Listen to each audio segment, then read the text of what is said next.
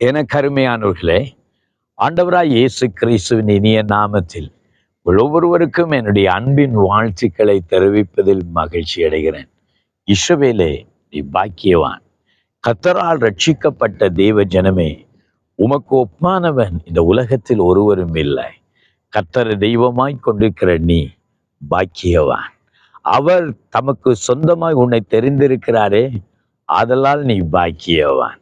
ஆம், எனக்கு அருமையானவர்களே, கர்த்தர் எப்பொழுது உங்களை தெரிந்து கொண்டாரோ அப்பொழுதே நீங்கள் கர்த்தருடைய கரத்தில் இருக்கிறீர்கள் என்பதை மறந்துவிடக் கூடாது. ஆகவே நான் ஆண்டவர் தம்முடைய உள்ளங்கைகளில் உங்களை வரைந்திருக்கிறார். நீங்கள் தேவனுடைய கரத்தின் கிரிகளாக இருக்கிறீர்கள். தேவன் தம்முடைய கரத்தில் எப்படி வைத்திருக்கிறார் தெரியுமா?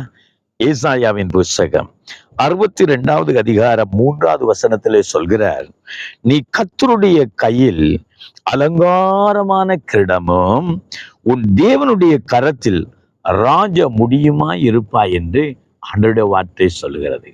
நீ கர்த்தருடைய கையில் அலங்காரமான கிரீடமும் உன் தேவனுடைய கரத்திலே ராஜ முடியுமாய் இருப்பாய்.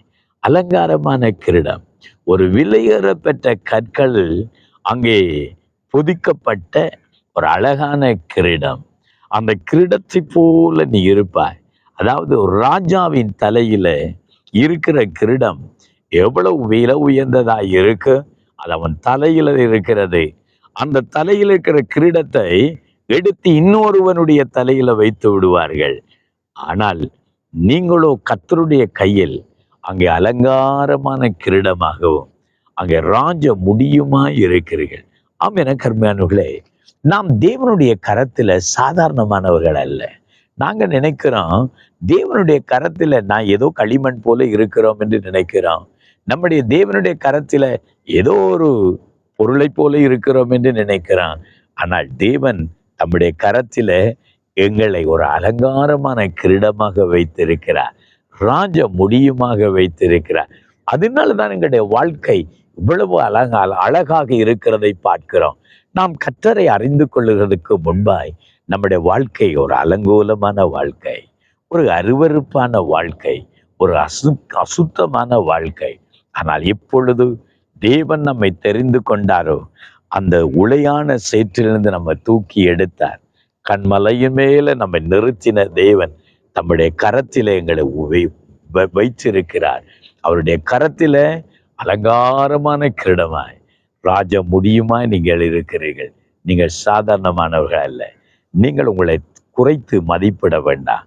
உங்களை நீங்கள் ஒரு வேளையில ஐயோ நான் ஒன்றுக்கும் உதவாதவன் என்று சொல்ல வேண்டாம். என்னை தேவன் விரும்பவே இல்லை என்று நினைக்க வேண்டாம். தேவன் என்னை நேசிக்கவில்லை என்று சொல்ல வேண்டாம். தேவனுடைய கரத்தின் கிரிகளாகவே நீங்கள் அலங்காரமான கிரீடமாய் ராஜ முடியுமாய் இருக்கிறீர்கள்.